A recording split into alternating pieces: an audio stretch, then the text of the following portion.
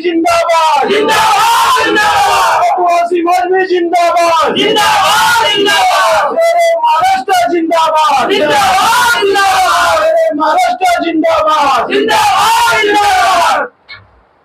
शुक्रिया भाई। हमारे थाना महानगर के अध्यक्ष मोहसिन मामा, आदिल भाई, दूसरे आदिल टीचर साहब और यहाँ मौजूद तमाम समाजवादी पार्टी के सिपाहियों, भाइयों और बहनों, देखिए इलेक्शन आ रहा है। इलेक्शन लड़ना कोई ज़रूरी नहीं होता इंसान को। लोग ये समझते हैं कि मैं एमएलए बन गया तो लीडर हो गया, एमपी बन गया तो लीडर हो गया। बिल्कुल नहीं, एमएलए एमपी लीडर नहीं होते हैं, बल्कि जो जनता से जुड़ा होता है, जनता के सवालों पर खड़ा रहता है, वो लीडर होता है। तकरीबन 2.5 साल से इलेक्शन हुआ नहीं यहाँ का कारपोरेशन का, 3 साल हो गया, इलेक्शन ही नहीं हुआ। अंधेर नगरी चौपट राजा, इनकी मनमानी है। हम लोगों को आने वाले कारपोरेशन में पूरी ताकत के साथ इलेक्शन लड़ना है। अब हम मुमरा का इस सीट पर एमएलए का इलेक्शन उस वक्त लड़ सकेंगे हम, जब हम लोगों के साथ यहाँ जो महाराष्ट्र महाविकास अघाड़ी है, अगर हमारे अलायंस नहीं होती तो हम इसको लड़ सकते हैं। और अगर इसमें महाविकास अघाड़ी हो जाती है और हम लोग उसमें सेटिस्फाई होते हैं, संतुष्ट होते हैं कि भाई हमको इसमें सीटें हमारी मांग के मुताबिक मिल गई, तो हम लोग हाथ मिलाएंगे। लेकिन हमारा सबसे बड़ा ये होना चाहिए, उसूल होना चाहिए कि पार्टी छोटी हो या चलेगा, लेकिन देश बड़ा होना चाहिए, मुल्क बड़ा होना चाहिए। अब हम लोग एक एक सीटों पर लड़ेंगे, वोटों का बंटवारा होगा और फिर फिरका परस्त कराएंगे। मैं समझता हूँ ये बहुत ही नुकसान की बात होगी। अब इंडिया अलायंस हुआ, अखिलेश जी ने जिस तरह से हाथ मिलाया, भाई 5 सीट थी हम लोगों की वहाँ उत्तर प्रदेश में और 37 हो गई। अब कहाँ 5 कहाँ 37, कितनी सीटें बढ़ गई। कांग्रेस की सीटें भी वहाँ पे 6 आ गई। और जिनका घमंड कभी टूटता नहीं था, जिनका एक भी बिल वापस नहीं हुआ, अल्हम्दुलिल्लाह 400 पार वाले 240 पर आ गए और हम लोग जो है उनका बिल वापस हो गया। और जो ये इसका बिल है अपना वक्फ बोर्ड का बिल वापस हुआ। ये एक बहुत बड़ी जीत है आप सब लोगों की। और इस इलेक्शन में आम आदमी ने इसमें बहुत मेहनत किया।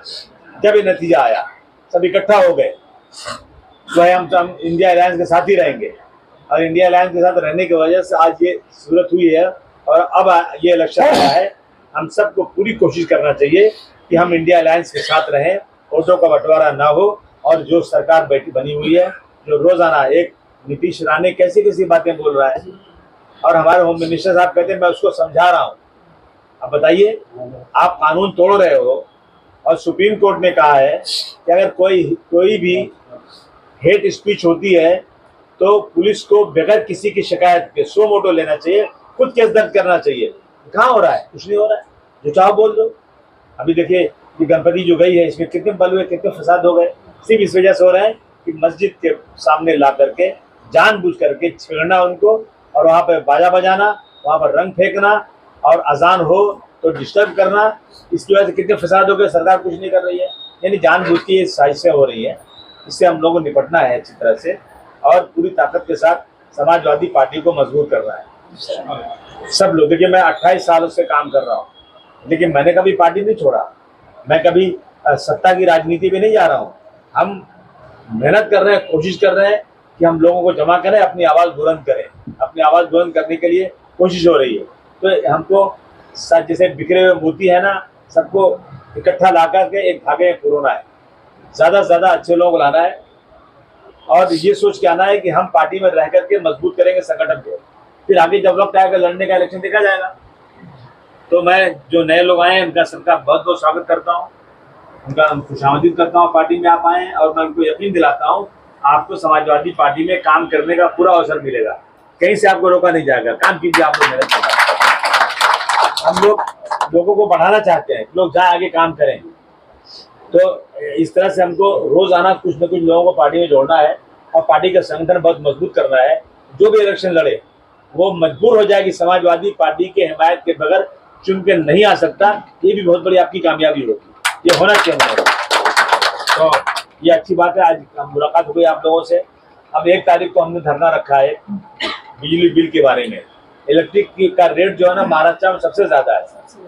जब मुलायम सिंह यादव की सरकार थी बहुत पहले, 15 साल पहले या 18 साल पहले, उस वक्त मुलायम सिंह ने बुनकरों के लिए उन्होंने सिर्फ 65 रुपए, लूम चलाओ 24 घंटा और बिल कितनी आएगी 65 रुपया। यहाँ पे एक लूम चलाओ तो 1500-2000 रुपये की बिल आती है। और बुनकर बर्बाद हो चुका है, किसान बर्बाद हो चुका है, ये सिर्फ बातें हो रही है। तो जब दूसरे स्टेट में इतनी कम बिल है तो महाराष्ट्र में इतनी ज्यादा बिल क्यों है? इतना टैक्स आ रहा है सरकार को, जीएसटी आ गई है, न जाने कितना पैसा आ रहा है, लेकिन गरीबों का जो है बहुत बुरा हाल है। जिसकी बिल 500 आती थी उसकी बिल आज 3-3 हजार रुपये आ रही है, 4-4 रुपये आ रही है। इस पर आवाज उठाना जरूरी है। मुझे खुशी है कि हम लोग ने जब धरने के लिए बात किया ना, तो वो अधिकारी जो बैठे हैं वो भी हमको सपोर्ट कर रहे हैं कि बिल्कुल साहब आइए, आप लोग उसको आवाज उठाइए। तो कोई इसमें वो अपोज नहीं कर रहा है। तो आप सब लोग बड़ी ताकत के साथ आइए सब लोग, और ये बिजली बिल के खिलाफ जो है ना हम लोग आवाज़ अपनी बुलंद करेंगे। इंशाअल्लाह आने वाले दिनों में हम लोग पूरी कोशिश करेंगे कि जो वक्त बिल है वो किसी तरह से बिल पास ना होने पाए। अगरचे 400 पार वाले आगे होते ना तो बिल पास हो गया होता और हमारी ज़मीनें ये हड़प कर लेते। अल्हम्दुलिल्लाह कितना बड़ा फ़ायदा हुआ है।